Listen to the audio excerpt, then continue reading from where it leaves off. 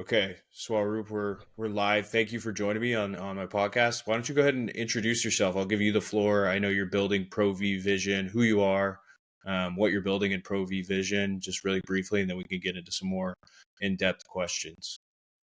Yeah, Connor, thank you for this session.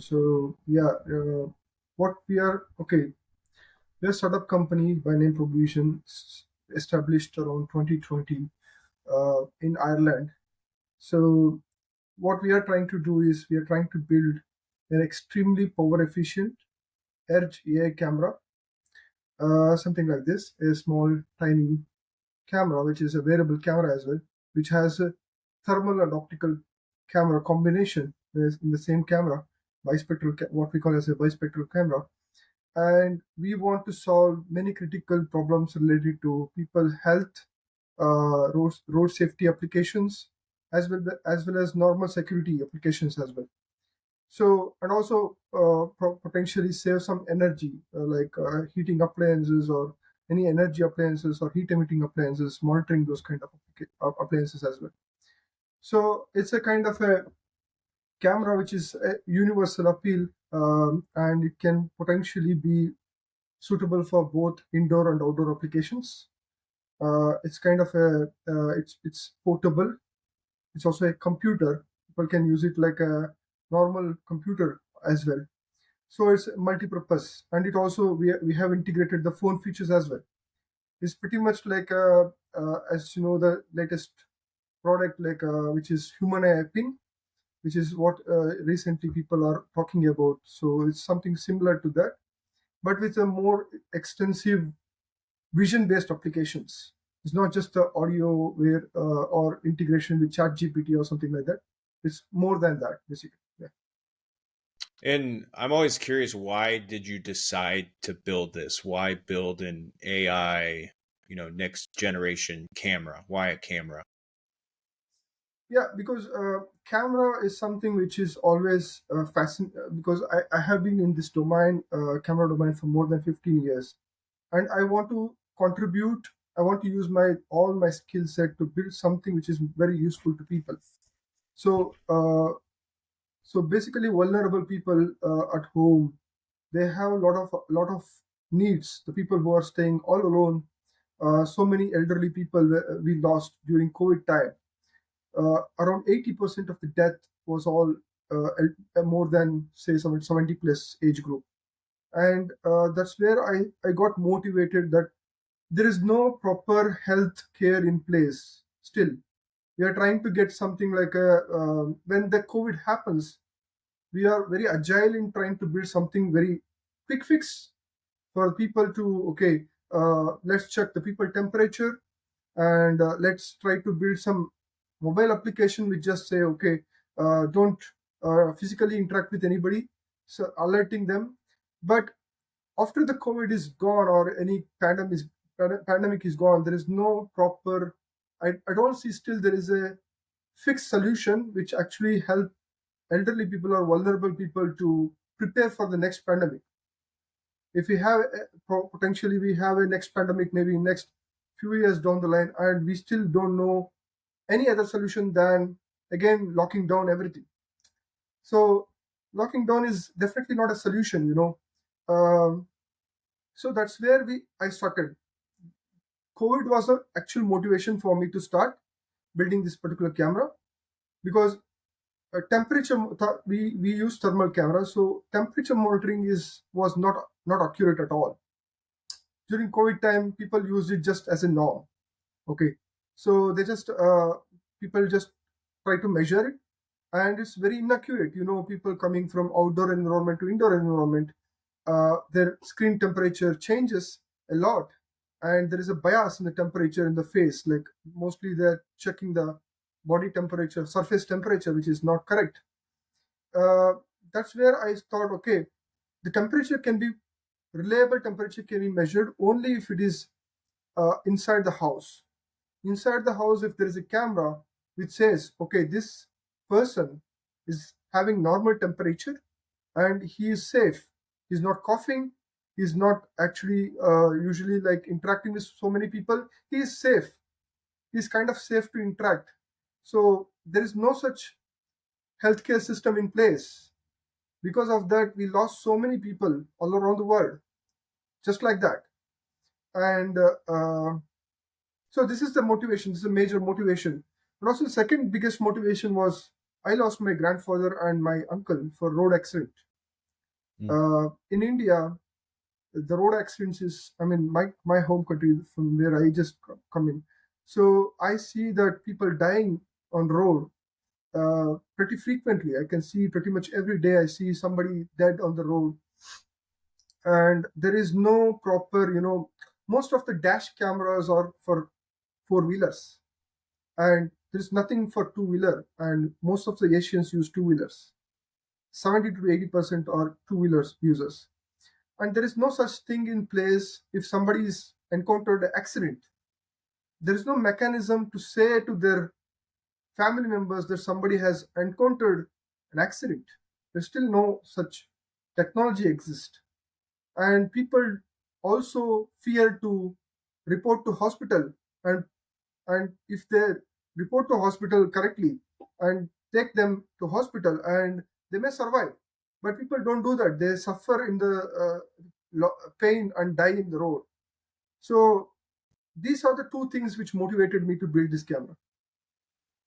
And so help me understand your vision. Is this a consumer facing product? So I understand there'd be healthcare and, vehicle applications, but are you positioning it to sell to a consumer, and then that person, maybe it's an elderly person, places the camera in their home, or a driver puts it as and uses it as a dash cam? Is that your goal? Yeah, it is basically, see, elderly populations are the highest travel enthusiastic population as well. Like if you see that data, the number of people who go for a vacation is more in the elderly population compared to younger population as well. And as people get elder, and the age increase, their skill to drive gradually decrease, and they are not attentive while driving as well. So it is for both application. Like for example, if I sell it to an elderly person, this camera, when he is at home, it acts as a non-invasive camera, monitor his health through thermal camera. Thermal camera conceals individual identity, protects his privacy, and it's an edge camera, no cloud, edge camera. It just reports if something wrong happens. And when it comes to the outdoor applications, it's an optical camera. You can enable the optical camera, and optical camera will do the road safety applications. And it's like a two-in-one option. It's like a one of those buddy whom he can carry, and then he can be safe everywhere basically. So yeah, it's for the consumer market, especially. We are trying to target to consumer market, but we are also trying to get into other people as well, because road safety application is required for everybody basically, not just the elderly people. So just the younger ones also die on road. So yeah. Mm-hmm. And if it is consumer facing, I'm curious, does it cost a lot to produce, or what has gone into producing a high tech product like this, that does a camera that does so much? That's what the specialty about what we are trying to build. It's not too costly. It's not even like a subscription based model as well. It's something very in a range somewhere between 150 euros to 250 euros for the customer. It's not so expensive, So for the kind of service that it is promising to people, I don't think it's a big investment for anybody to make. For example, parents who feel that their young ones has to be safe on road, they can buy for them. And also other either ways, like the working person, he can gift the same camera to his elderly parent, so that they can be safe as well at home as well as road. So it's for both kind of, I'm trying to pitch for both kind of customers here. And how can you help me understand the road application? So it would be used as a dash cam, and it's not preventing a crash, or is it providing notification so drivers aren't distracted, or is it just providing recorded video in the event of a crash so you know who's at fault and what happened? What exactly are the driving and traffic implications and advantages?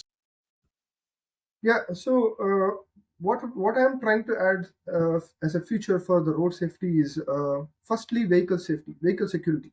That's a very basic thing, which is obviously the bikes are stolen very easily, and that's one thing. That's one basic thing I'm adding. And on top of that is road. The issue on the road is mapped to a GPS location, and it's been logged logged has an issue, and so that it can be communicated to others. For example, a person encountered a pothole or a manhole somewhere, or some stone on the road, some big stone on the road, or some kind of a bad road conditions.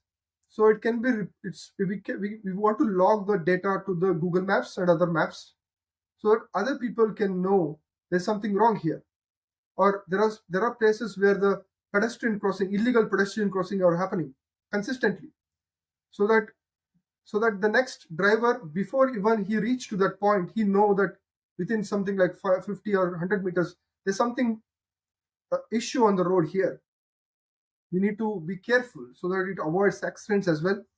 And also, like rear collision, obviously rear collision, if they take two cameras, one is front and the other is the rear camera, we and we are trying to design a belt so that people can wear it like a belt, so when they're driving, both front and the rear camera, so that the rear cameras will be with the depth sensor, so that depth sensor says how much distance the obstacles are, how fast it is approaching, because we have a GPS as well, so we can detect how fast they are approaching as well. So it's a rear collision as well. So we are adding all these kind of features, so advanced features that will be very helpful. So, do you feel that maybe one of the biggest challenges you'll have to overcome is articulating all those additional features, right? If I go on Amazon right now, there's going to be, 100 different dash cams or 100 different indoor cameras. So, is that your biggest challenge? Will be articulating all the benefits? Yeah, just around competitive differentiation.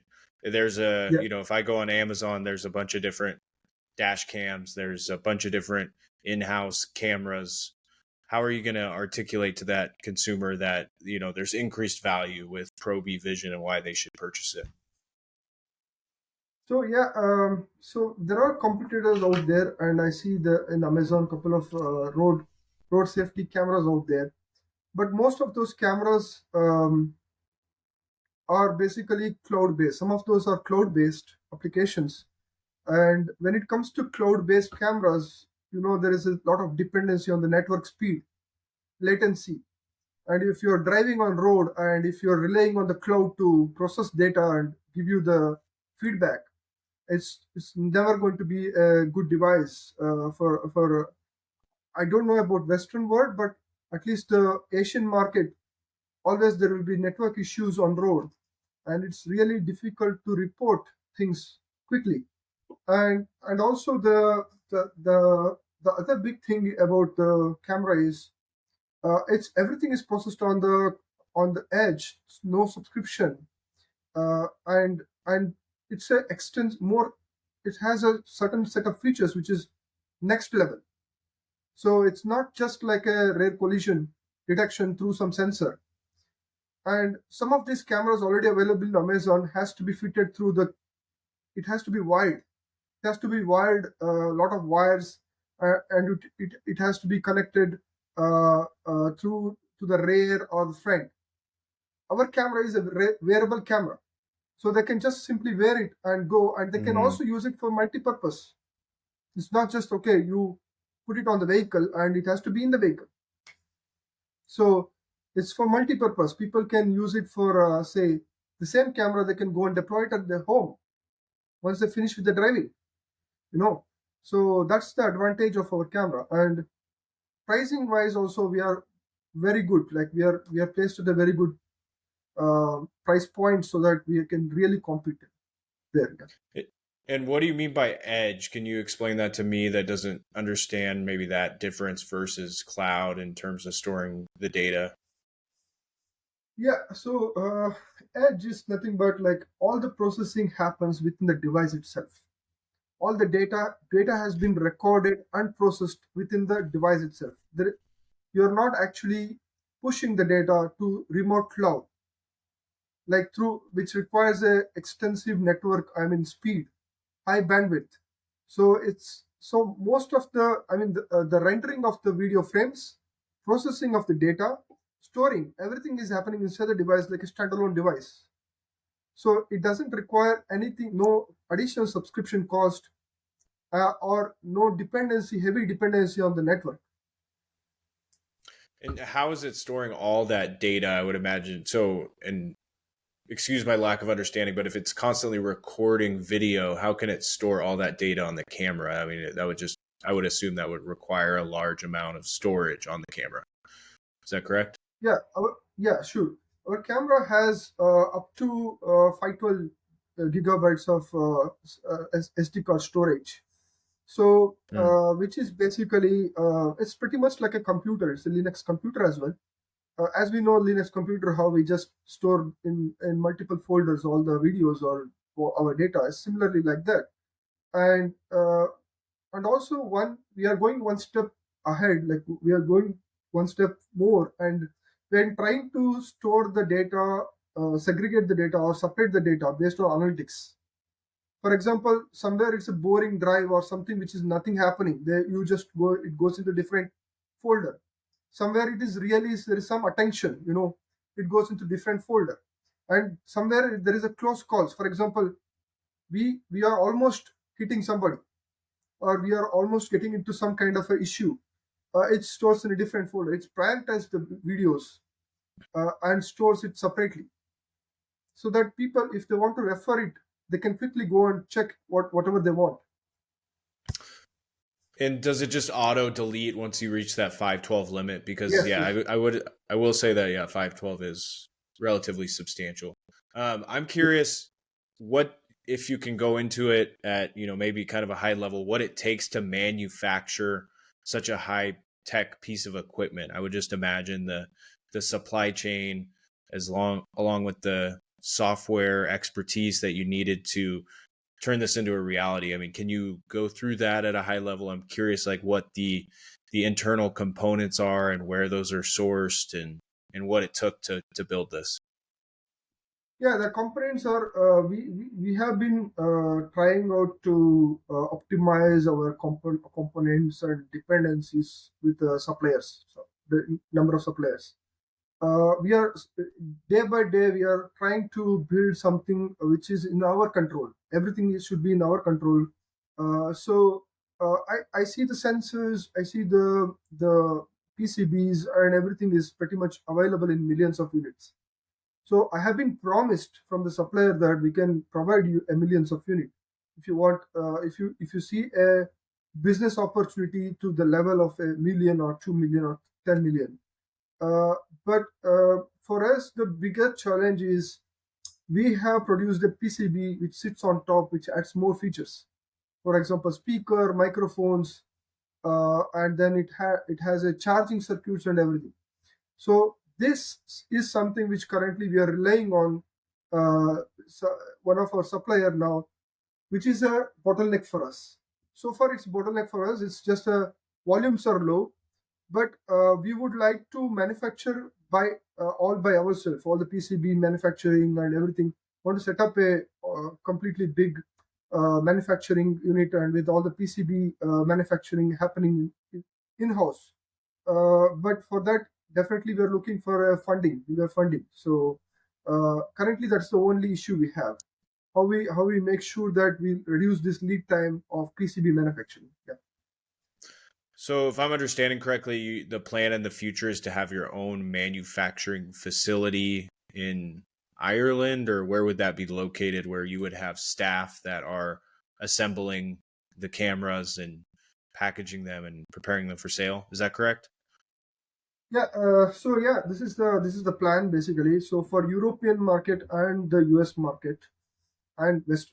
it's basically western side, mostly done in Ireland. So all the manufacturing and all the required CE certification, FC certification, everything is done and sold to European market or Western market as a whole.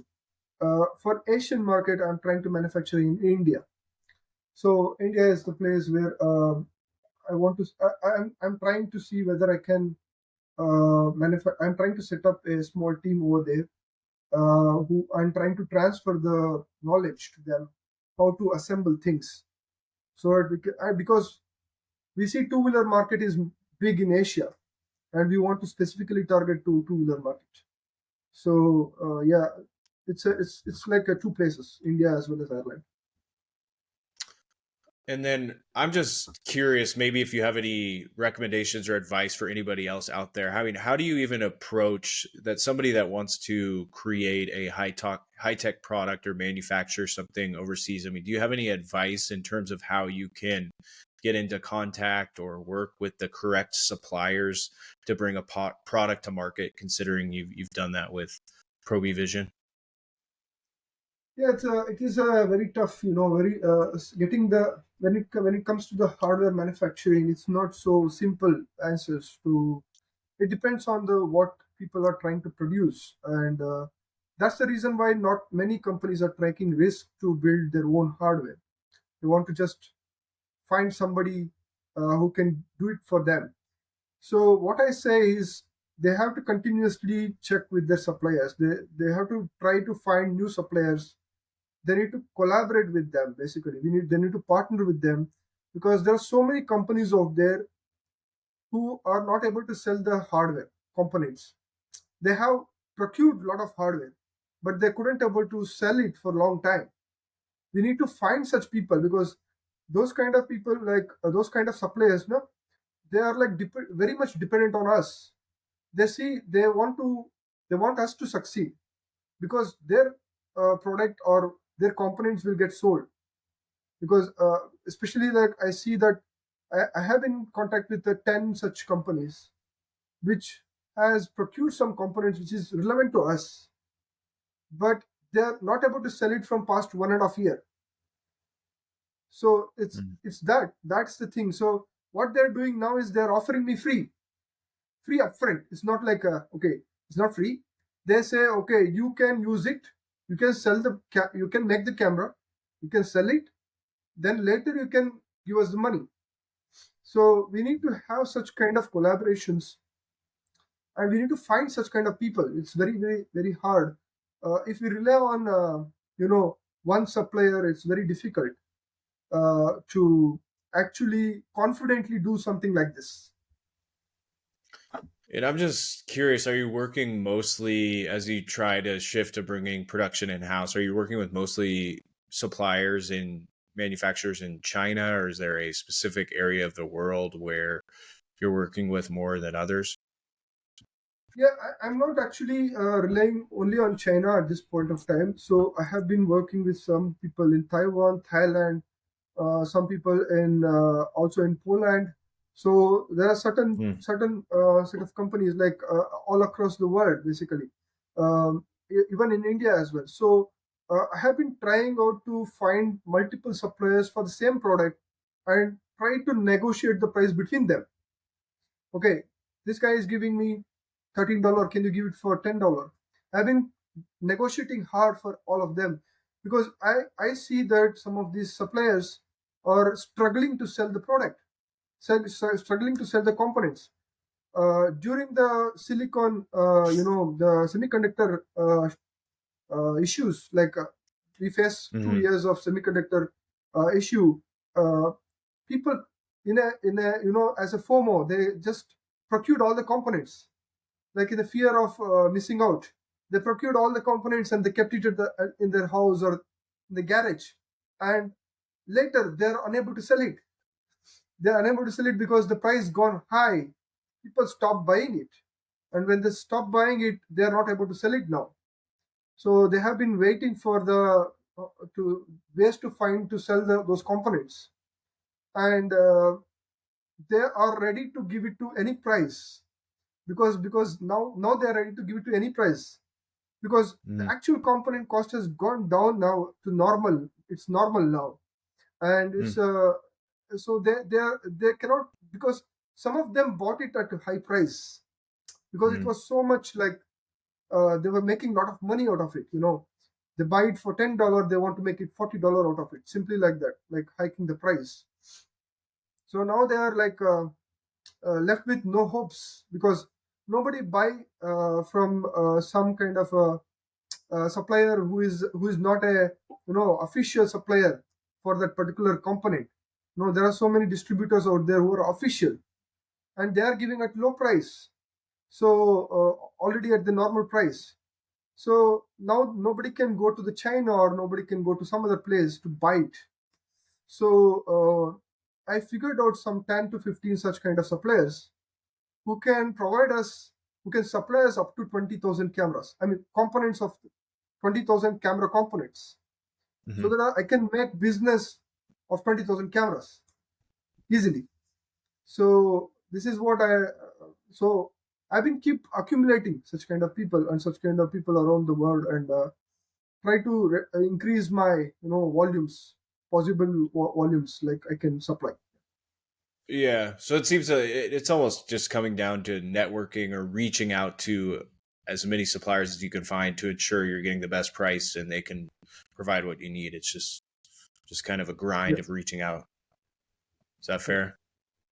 Sure. Um, Yeah, that's very important. Yeah. can you kind of so clarify where your business stands today? So it sounds like you want to move manufacturing in house, you want to raise funding. So correct me if I'm wrong, but the ProBVision is available for sale today. Is that correct? Yes, our Safe Pro camera is currently available. So what we are doing is we are collecting. We have already produced some cameras last year, and we already sold to many samples to many B2B businesses. So, but this year we are trying to get the maximum pre-orders. We are majorly targeting B2B businesses, and we are trying to accumulate something like 50,000 to like 100K camera orders before getting into the manufacturing of it. So we are getting the intent letters from the many B2B businesses and trying to accumulate that and before getting to manufacturing. Okay. And so once that occurs, you'll manufacture it. And then as you look to the next 2, 3 years, you raise funding and you move manufacturing in house. Is that the basic plan? Yeah, my goal is to reach something like a million camera sale by end of 2025, if possible. So that's something which I want to see because this camera has that potential to reach to that level, because the price point and the features of the differentiation and also the camera is so small, tiny. So we want to get into as many B2B businesses as possible. We're also trying to get into delivery people, food delivery, and we are also trying to get into like parcel delivery kind of services. So that they drive every day. So they drive the most than normal people. So I'm also targeting such kind of companies, B2B companies. I'm trying to get in there and try to sell there as well.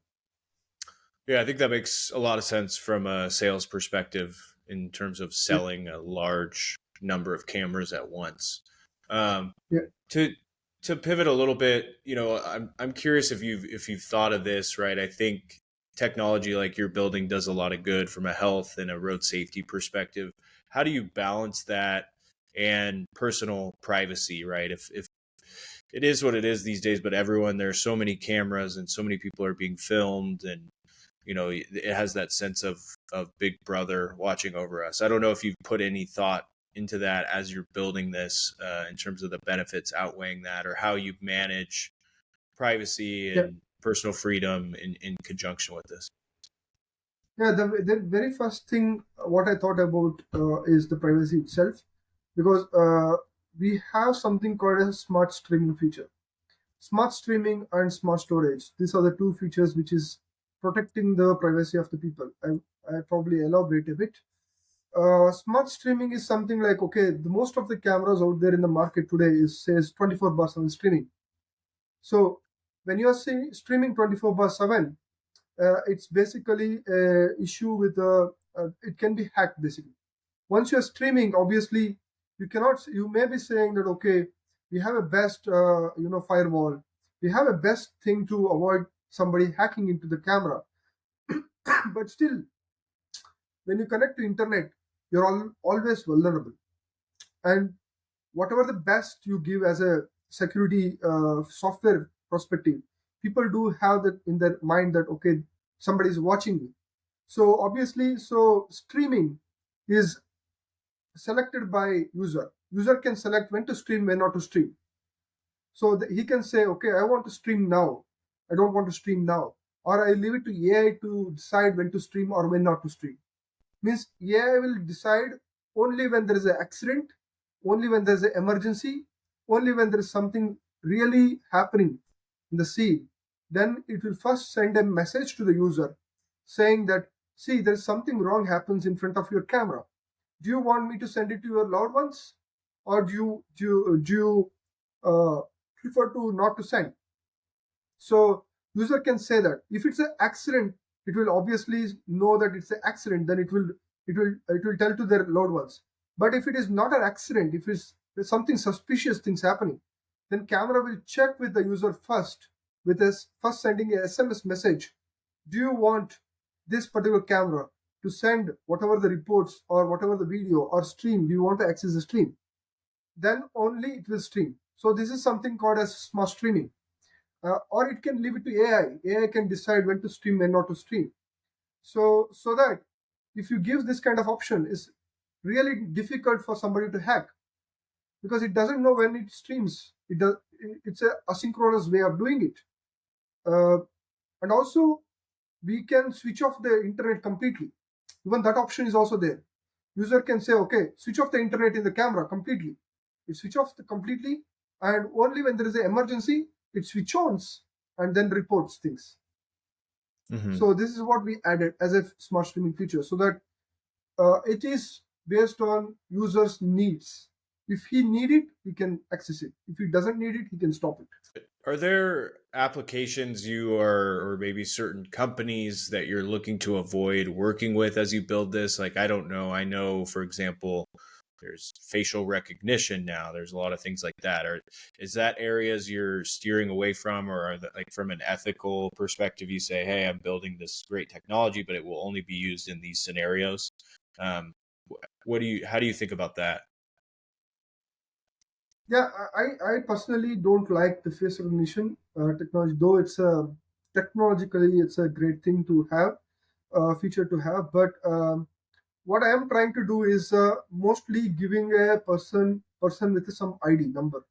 Say Swaroop has number one, or you have your corner has number two, and I continue tracking and understanding what is their problems.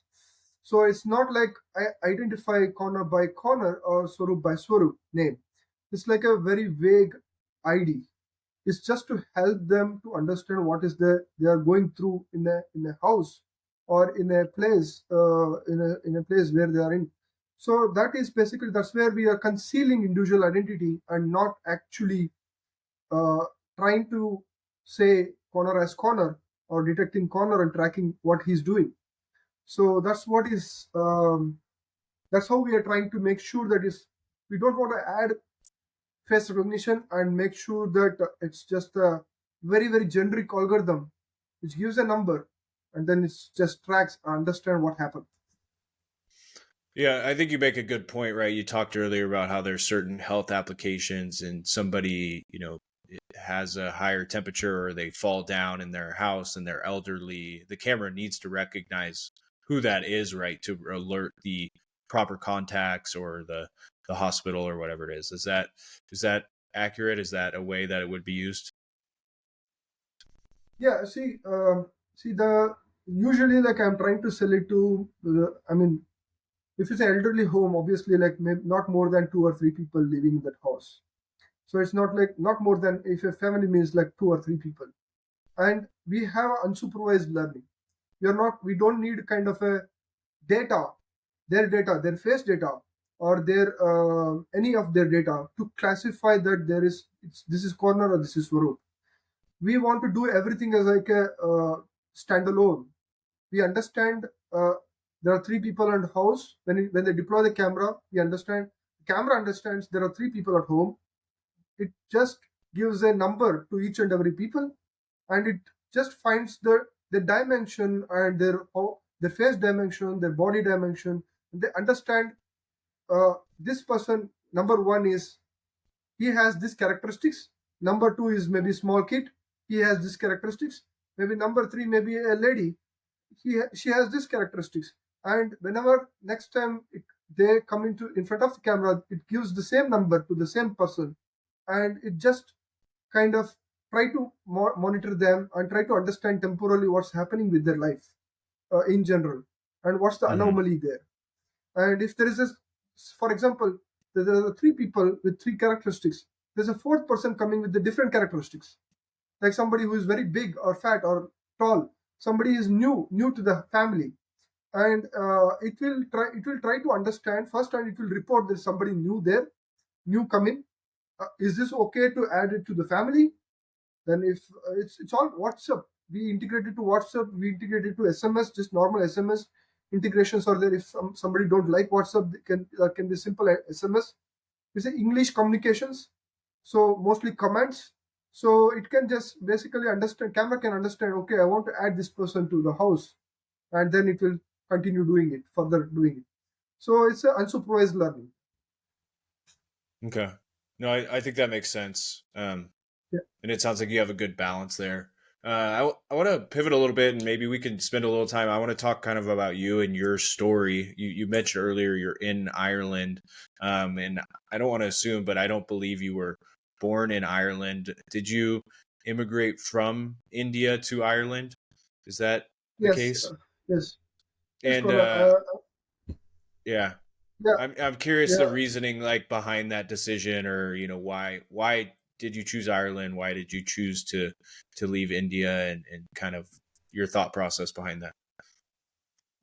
Sure. Yeah. Basically, my origin is India. Obviously, I was born and brought up in India, and I did all my education in India, and was working for two big companies there. One is Tata. Tata is for few years, 2.5 years for Tata, and then 2.5 years for NXP Semiconductors. That's another company, NXP Software. So I was specialized mainly in video processing, video editing solutions, or video understanding the analytics in the video. That's what I have been doing from all my life. So what brought me to Ireland is basically Value Vision System is a company which is current working on Ireland in Ireland. It's based in Ireland, and they're working on autonomous driving solutions. So autonomous parking and autonomous driving solutions. So I wanted to get into this company because of the technology that they are trying to build. That's what impressed me the most. Because I want to get into the kind of applications, building such a kind of applications, which is road safety. So I got the opportunity, and sometime around 2013, it's close to 9 years now, 9, 10 years now. So 2013, I migrated to Ireland because I was offered a job opportunity here by Value Vision System as a research engineer. And then from then onwards, I've been working on multiple challenging, research work like road detection, lane detection, people detection on road, classifying object as a dynamic and a static object, free space detection, lot of things, trailer detection. I was into a project where trailer detection was happening, and trailer detection and finding the pitch, yaw and roll angle of the trailer to understand if there is any kind of issues on the trailer. So all this kind of applications that motivated me a lot to continue my research on this particular area. And my specialization is I was always uh, trying to build something of my own. Though there are open source algorithms available out there in the market, I always prefer to build something proprietary, and I always want to have something a secret recipe of my own. which actually reduce the runtime. All these things are important when it goes to hardware. It has to have a specific memory constraints. It has to have runtime constraints, and that's where I'm specialized in. So I enjoyed my work when I was working for Value for 6.5 years there. uh, and then I found out that okay, AI is something. I mean, I have acquired such a skill set where I want to build something on my own, because I wanted to contribute to society in a way which is basically in my own ideas. I have some set of ideas, patented ideas, but I wanted to build on my own with my own time, step by step. So without any limitations on, so that that's the reason why I came out of it, and then I started my own company. And your other question is why Ireland? Because Ireland is a place where I see the lot of AI companies. Like nowadays, most of the AI research activities are happening in Europe and specifically in Ireland. There are multiple AI companies out here, and also the opportunity to sell my product to Western world. For example, if I go back to India, the way the people perceive is it's an Indian product. And then what happens is the Western world usually will have some kind of, okay, whether this is a quality product, or usually we are in India, people try to reduce the cost as much as possible, and try to we try to make sure that it's low cost and with some set of features. But here in Western world, people are open towards technology, buying the technology products, especially in US. It's pretty much like people are open for this kind of technology, like home healthcare, or road safety Hmm. kind of applications. So that's what kept me continue staying in Ireland, so that I want to see this product shipped all over the world, not just in India, not confined to India, or not just Asia. Um, yeah, this is the reason. No, yeah, that's helpful to get that background. And so I'm curious from your perspective, considering your experience in India and in Ireland, and now being an entrepreneur, if you think of someone, maybe it's a young person in India. I mean, considering your experience, what would you recommend they do? Is there plenty of opportunity in India to grow and learn and potentially be an entrepreneur, or similar to you, is it better to move to a Western country, whether it's the US or Europe, to explore other opportunities? Yeah, I definitely suggest that whatever they do, whatever they are passionate to do, I think give your best shot. That's what I would say to anybody who want to take up the entrepreneurship role. And I clearly want to say that it's not so easy. It is, when you want to come into this world, you need to be prepared to really give up on many things in the personal life as well. It's not so easy to build a company uh, and basically make sure that it's run for certain years without basically I mean, obviously the financial issues, we don't get funding on time, because it's very difficult. It's very competitive world out there. Hmm. All the investors want to see the product to be sold in big volumes before investing, and we need to be persistent about what we are doing. We need to keep on pushing.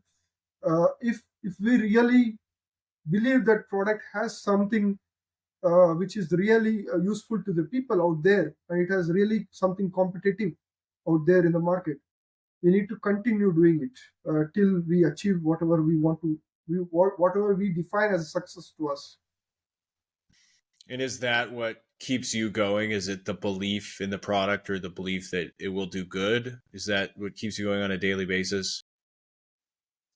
Yeah, definitely. So I always wanted to see whatever I am trying to build goes somewhere and somebody use it and say it's good, or is it's something useful to me, which I was not getting that when I was working for somebody else. I mean, I was not understanding how this thing is going, who is users. But now, because I have a startup, I interact directly with customers, and I get motivated every day.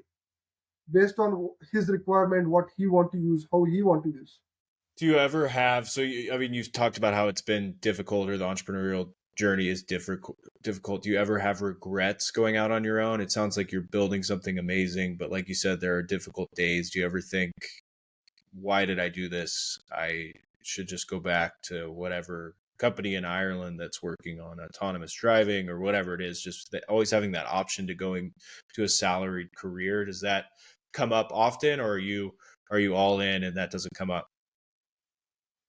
Yeah, basically, yeah, the grants obviously is this ProBVision has gone through most the difficult time. 2020 is COVID time. We are not able to select the product because obviously people are all at home and nobody was able to. I mean, we were not able to get into market very quickly, and also semiconductor issues were there. And once that is done, like we faced all economic crisis, and now we are okay. Now we are okay. So I see that I want to push this for another 1 or 2 years, and I want to see that how, because I am currently seeing the potential. I see people want it now. I mean, I can see the lot of people saying they want it. They want this kind of product.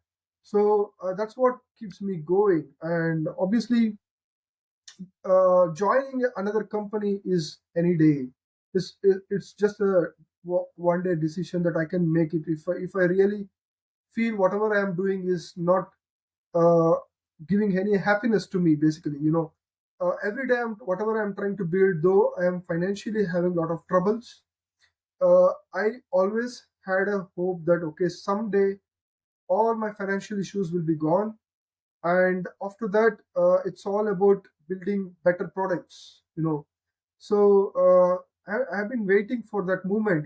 So it's all about making that first 5,000 or 10,000 sales, and after that I think and I want to be independent as well, because I don't want to be controlled by any other factors.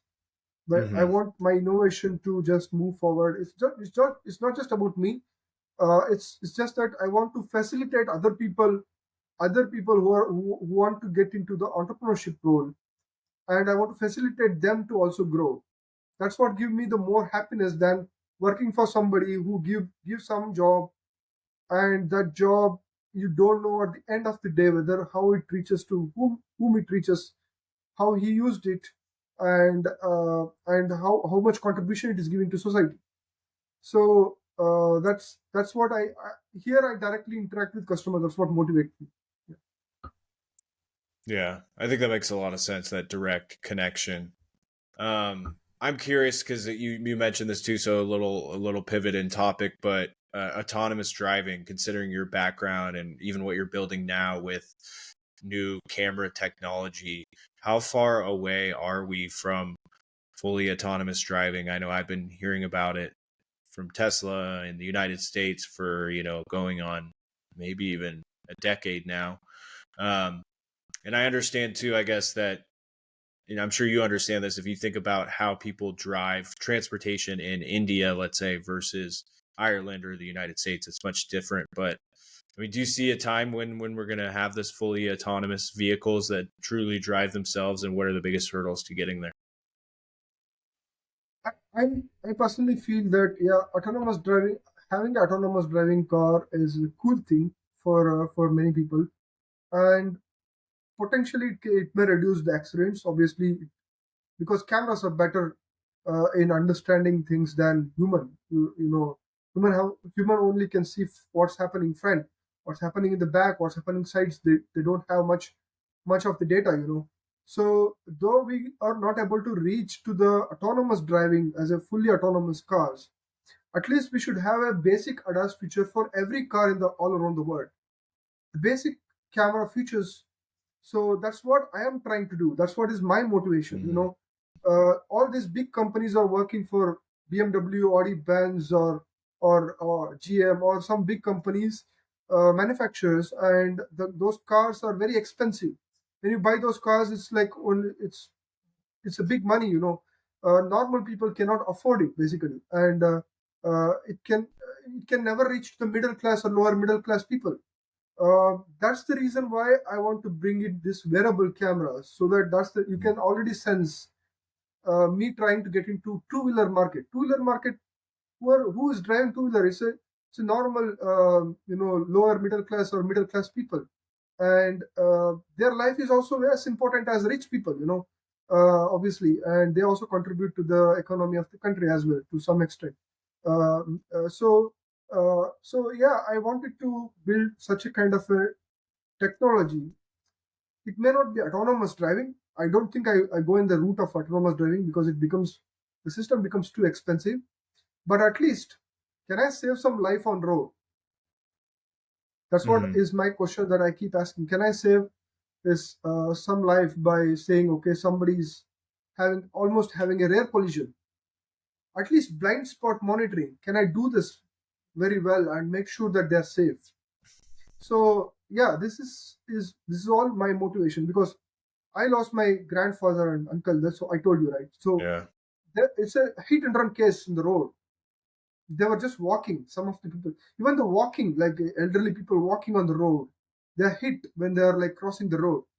So obviously, I want to get the technology to that level. So because not many people are trying to concentrate in this area because they want to get money from rich. Because you integrate to BMW cars, they get a lot of money. Hmm. Integrating to them. So uh, my idea is not to earn a lot of money from this